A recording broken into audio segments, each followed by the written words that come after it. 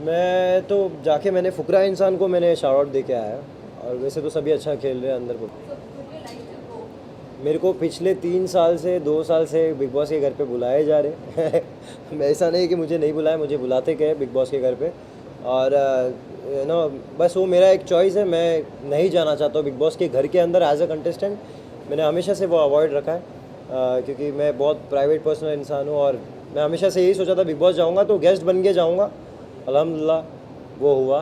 तो जब भी जहाँ भी दिखूँगा मैं एज अ गेस्ट आने की कोशिश करूँगा, और बाकी कुछ सीन नहीं है। हनी पाजी के साथ आपका कोलैब कब तक आ सकता है? हनी भाई के साथ तो इंशाल्लाह राइट वक्त पे, सही समय पे, सही टाइम पे, क्योंकि पाजी से बात हुई है, और पाजी ऑल नो कि लाइक हमारा नेट पे दिखता रहता है कि हम लोग क्या बात करते हैं, कैसे पुट आउट करें चीज़ें। तो सरप्राइज़ है, सही वक्त पे सही टाइम पे सडनली बम फटेगा। Okay sir, last question. Yeah. Top 3 आपको कौन लगता है बिग बॉस के घर में किसके अंदर विनिंग क्वालिटी टॉप 3 इस वक्त है? गाइज, मैं विनर का नाम दे दिया हूँ। ओके, दैट मेरे को हाँ, मैं चाहता हूँ एक ही जन जीते। मैं कोई ऑप्शन नहीं रखना चाहता है ना, एक ही है। सो अच्छा, उन्होंने रैप भी सुनाया था, आपको कैसा लगा उनका? माशाल्लाह, बहुत बहुत प्यारा, बहुत सही था। Thank you so much, thank you.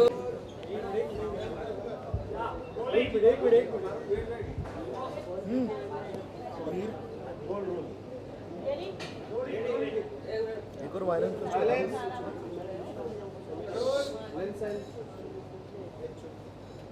Lovely song, lovely vibe. 10 साल बाद गाना किसी अभी मैं आपसे क्वेश्चन है, 10 साल बाद गाना नमो स्टूडियो के साथ क्या स्पेशल? क्या स्पेशल है?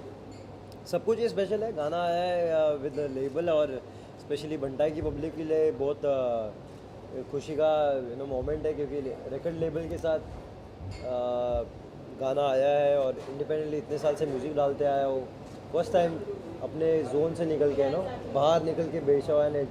बहुत बहुत खुशी का मोमेंट है पब्लिक के लिए, बहुत मचने वाला सीन है, क्योंकि वीडियो के साथ सारी चीज़ें जिससे आपसे बाहर निकली है, और पब्लिक को दिख रहा है, और दे फीलिंग गुड कि हाँ, हमारा आर्टिस्ट अभी फुल मार्केट में जैसे बाकी लोग काम करते हैं वैसे करने के लिए अभी एमी बंटाई तैयार हो गया, और एमी बंटाई भी घुस गया है। अभी एमी बंटाई तैयार है टेक ओवर करने के लिए सर। इंशाल्लाह। एक्सपीरियंस कैसे रहा? गाना दिल्ली में शूट हुआ है। Correct. How was the whole experience? Whole experience एक नंबर, एक वर्ड में बोलूँ तो एक नंबर। जैसे कि यूरी ब्रो और अपने मीर ब्रो एंड सबके साथ हम लोगों ने, जैसे पहला मीट ही हम लोग का इतना भारी रहा, ऐसा लग रहा था कि हम लोग पहले से एक दूसरे को जान रहे हैं। सब वाइब भी इतना ब्यूटीफुल था, और शूट भी कोई मसला नहीं रहा, सब कुछ ऑन पॉइंट। बस गए फटाफट तैयार हुए, शूट किए, टेक दिए, और बहुत फन था। Right, we had great time on set. ऐसा कुछ भी हेक्टिक नहीं था, हम लोगों ने मज़े किया, मज़े करके काम किए। फ्रेम्स अच्छे आ रहे थे, टेक अच्छे हो रहे थे, ज़्यादा रीटेक की ज़रूरत नहीं पड़ी, एंड सारे अपने फील्ड के मास्टर्स काम ही करे थे माशाल्लाह। ऑन पॉइंट, एक नंबर था सब कुछ। Your songs are always known to be larger than life. Namo studio के साथ आपने पहले भी गाने किए हैं।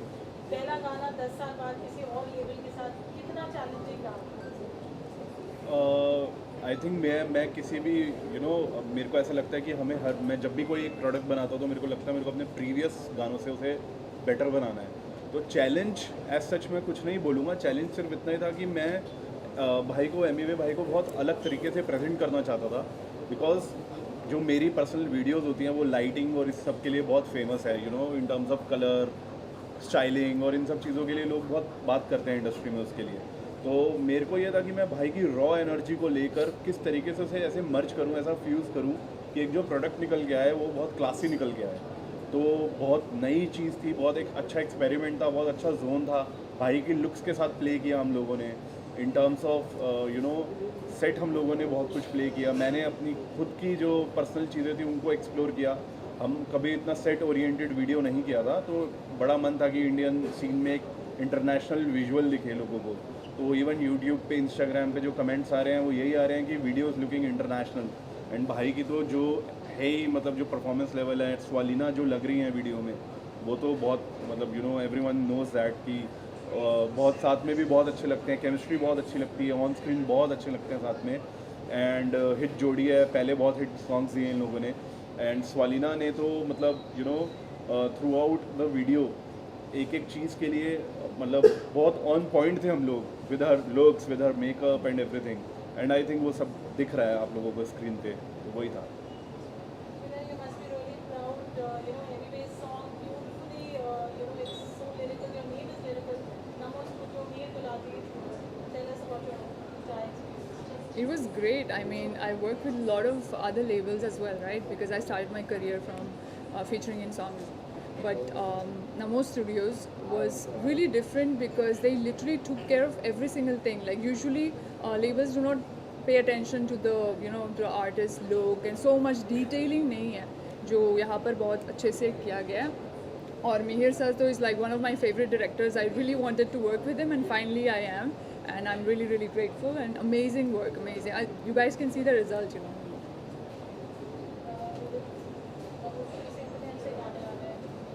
Amazing artist, amazing lineup. आप क्या कहेंगे मूवी के बारे में, क्या स्पेशल रहा जो मैंने हाँ कहा was outside this space. So special तो यही था कि एमी वे ने हाँ बोला, एमी वे ने बोला कि फाइनली गाना कर रहे हैं. अब गाना आना था तो अब क्योंकि मतलब ऐसी इमेज रही है बंटाई की कि भाई इंडिपेंडेंट आर्टिस्ट हैं, आज तक लेबल के साथ कोई काम नहीं किया. अब अगर लेबल के साथ काम हो रहा था तो it has to be grand. मतलब ये लगना चाहिए था कि हाँ एमी वे अगर आ रहा है, मतलब एक लेबल के साथ आ रहा है, तो हमारा शुरू से ये प्रोजेक्शन था कि हम लोगों को ऐसे ही प्रेजेंट करना है चीज़ों को लेकर. He is a superstar. सब लोग देख रहे हैं पिछले 2-4 सालों में, मतलब एवरीबडी इज़ लाइक अच्छे बड़े से बड़े आर्टिस्ट इनके फ़ैन हैं, हम भी फ़ैन हैं. हम भी मिले एज अ फ़ैन ही थे. पता नहीं था उस टाइम तक तो काम करेंगे नहीं करेंगे, फ़ैन थे भाई के और मिले. और अब प्यार बोलो कुछ भी बोलो हुआ. हम लोगों ने बहुत जल्दी एक दूसरे को पसंद कर लिया और काम भी कर लिया. हम शादी हो गई. OTT Big Boss ने recently उन्होंने गाने को appreciate किया और पूरा मतलब सलमान खान ने जब हमारे लिए वो मोमेंट था जब सलमान खान ने अपने मुंह से वो कुड़ी बोला था ना, तो हमारा तो उनके बहुत बड़े फ़ैन है भाई, और कौन नहीं है. तो एक बिग बॉस OTT एक बहुत बड़ा शो है इंडिया का. तो ऑब्वियसली हमारा सॉन्ग अगर इतने बड़े प्लेटफॉर्म पे, इतने बड़े शो पे, इंडिया के सबसे बड़े शो पे अगर प्रमोट हो रहा है तो सब कुछ अच्छा ही था. मतलब बहुत ही अच्छा था.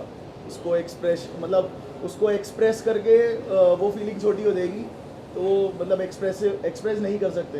तो मेरे जब वो शो टेलीकास्ट हुआ था तो सबसे पहला मैसेज मैंने भाई को किया था, मैंने कहा भाई मचा दिया. तो बस ये हमारा मतलब बहुत अलग ही एक्सपीरियंस रहा. This is the first time we have done such thing. मतलब ऐसा कहीं किसी बड़े प्लेटफॉर्म पे जाके हमारे स्टूडियो का, हमारे लेबल का नाम लिया गया, हमारे गाने का नाम लिया गया. तो बहुत अच्छा एक्सपीरियंस है. मतलब बहुत प्राउड मोमेंट भी है कह सकते हो. अभी नए हैं तो एक बहुत अच्छी बड़ी प्राउड मोमेंट है. सो आपने शुरुआत की ये कहकर कि जो डिमांड किया वो मिला, एंड देन अभी आपने कहा कि अब मैं आ गया हूँ और जैसे काम होता है वैसे होगा. मैं डेफिनेटली जानना चाहूँगी, was it a struggle for you कि आपका जो डिमांड है वो मिले, या ये आपकी चॉइस थी कि आप किसी और लेबल के साथ काम करें? नहीं, तो चॉइस के हिसाब से मैं हमेशा से ओपन रहा हूँ. सब लेवल्स को वेलकम है. बिकॉज मैंने कभी ऐसा नहीं रखा कि हाँ किसके साथ नहीं करना, ऐसा नहीं. मैं सबके साथ कूल हूँ, बट मुश्किल सामने वालों को ज़्यादा. बिकॉज एज इन इतने साल मैंने काम किया है, उस हिसाब से जैसे मार्केट में डे बाय डे आर्टिस्ट का वैल्यू भी बढ़ता है, प्राइस भी बढ़ता है, चीज़ें भी बढ़ती है, और आर्ट का कदर भी बढ़ता है. तो उस हिसाब से मैंने मेरे लिए मेरा गाना बहुत ज़्यादा कीमती है. तो इनको अगर कोई मांगता है तो मैं ऐसा हो जाता है कि यार इसको मेरे को नहीं देने का, ये मेरा ही है. But at the same time अगर मैं देना चाहता हूँ तो कोई जितना मैं मांगूँ उतना अगर कोई उसको दे रहा है, उसके बाद जस्टिस हो रहा है, तो मैं भी खुश हो जाता हूँ कि चलो ये सही जगह जा रहा है. तो उस हिसाब से मोस्ट ऑफ द टाइम सामने के लोगों को टफ हो जाता है, क्योंकि they don't have this kind of budget. क्योंकि वो परेशान हो जाते हैं. पहली बात बोलते हैं कि इंडिया में इतना बड़ा अमाउंट कोई आर्टिस्ट चार्ज नहीं करता है. बोलते हैं कि यार इतना पैसा किसी आर्टिस्ट ने नहीं लिया है. तो देखो बरसेक पागल हो जाते हैं, बोलते हैं कि इतना पैसा ऐसा कैसे तुम मांग रहे हो, कैसे नहीं. बट मेरे हिसाब से बदलाव आना चाहिए, और वो बदलाव के लिए अल्हम्दुलिल्लाह मैं काम कर रहा हूँ. और ओपनिंग हो गया है जिस हिसाब से, और भी जगह मैंने काम किया, मैंने और भी लेवलों में आई थिंक एक वर्ष दिया है, बट पूरा गाना जो मैंने बेचा है वो नमो स्टूडियो को बेचा है। तो या from the time you started this time जब आपके पास एक लेवल सर्टेन रीच पहुंच गई है, जब आपने शुरुआत की थी अभी तक you done a lot, right, come across, so what do you think कि आपका कंपटीशन आपको लगता है, या how do you see yourself, what's your motivation My- certain level की yes I will keep on banging? तो my motivation is like just अभी मैंने मेरे ब्रो को भी जस्ट जैसा सुना कि लाइक हर एक वीडियो के हिसाब से जैसे उन्होंने बोला था इट्स अ चैलेंज कि मेरा खुद का गाना हर एक गाने के बाद दूसरा गाना हार्ड होना चाहिए। एक रिलीज़ हुआ, अभी अगला गाना उससे भारी होना चाहिए, तीसरा आएगा उससे और हार्ड। तो अभी मेरे पे प्रेशर आता रहता, पब्लिक भी बोलती है भाई कुछ हार्ड डालो, नहीं तो क्या है फिर पब्लिक नाराज़ हो जाती, पुराना एमी लाओ, नया एमी लाओ। तो मोटिवेशन एक वक्त तक जो आर्टिस्ट को मैंने जिनको सुना था, जिनको सुन के मैंने अपना मोटिवेशन लिया, तो आज ऐसा वक्त हो जाता है आर्टिस्ट के लाइफ में, ऐसा मोमेंट आ जाता है जब खुद से मोटिवेशन लेना पड़ जाता है कि भाई खुद को मोटिवेटेड रखो, एक के बाद एक देते रहो। पहले किनको सुना था आपने? पहले तो ये सबको पता ही है, Eminem, Lil Wayne, take nine, Drake, ये सारी पब्लिक जो पहले के आर्टिस्ट हैं। अभी भी सुनता हूँ मैं, रिफ़्रेश होने, चार्ज होने के लिए, बट एट प्रेजेंट अभी बहुत कम आर्टिस्टों को सुन रहा हूँ, खुद ही को सुन रहा हूँ, खुद ही को बज रहा हूँ। सलीना, आपसे जानना चाहूँगी एमी वे की पर्सनैलिटी को देखते हुए, गाने में तो उन्होंने इतनी तारीफ कर दी है आपकी, but personally behind the cameras तारीफ की आपकी? Of course, he can tell me that. I think song is enough. It says a lot. It's very beautifully written, and I don't think he needs to do it off camera. He has already done the job, so I'm happy.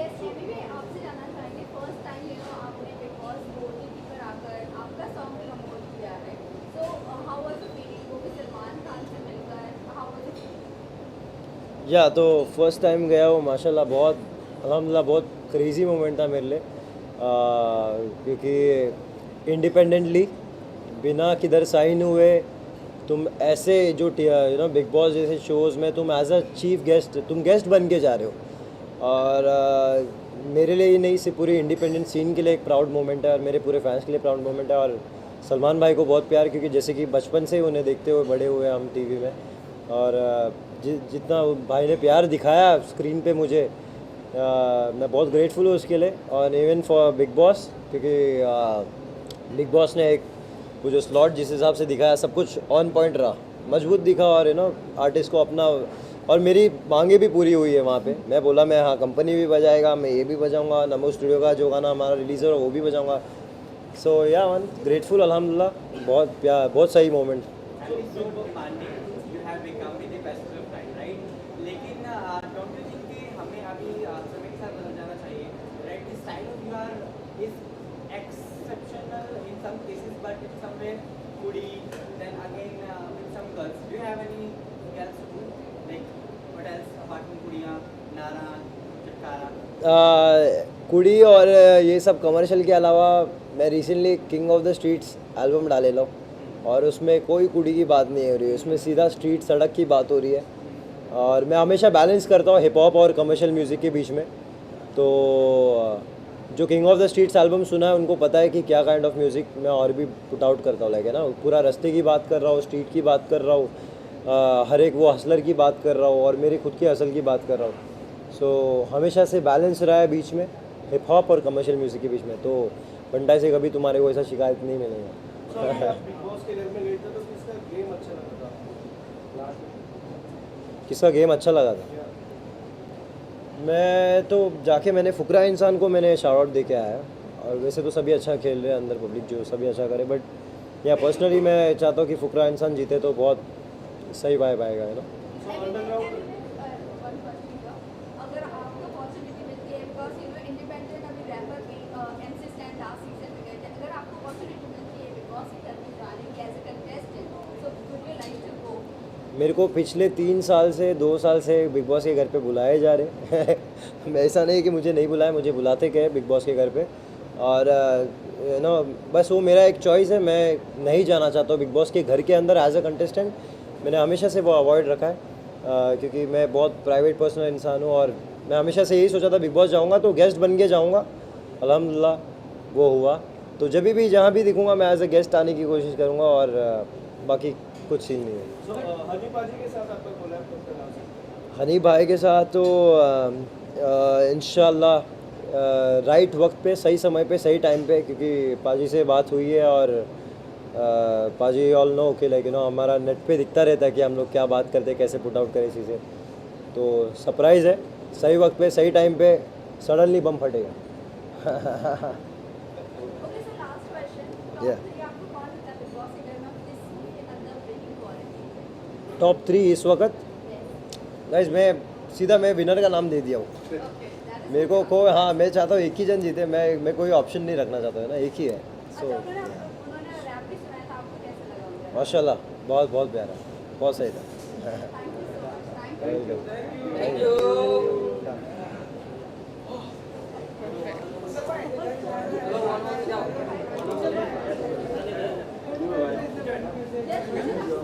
I think we're good.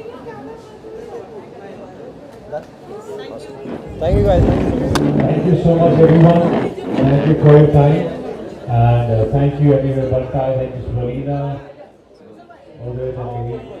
Thank you, Video. And thank you so much.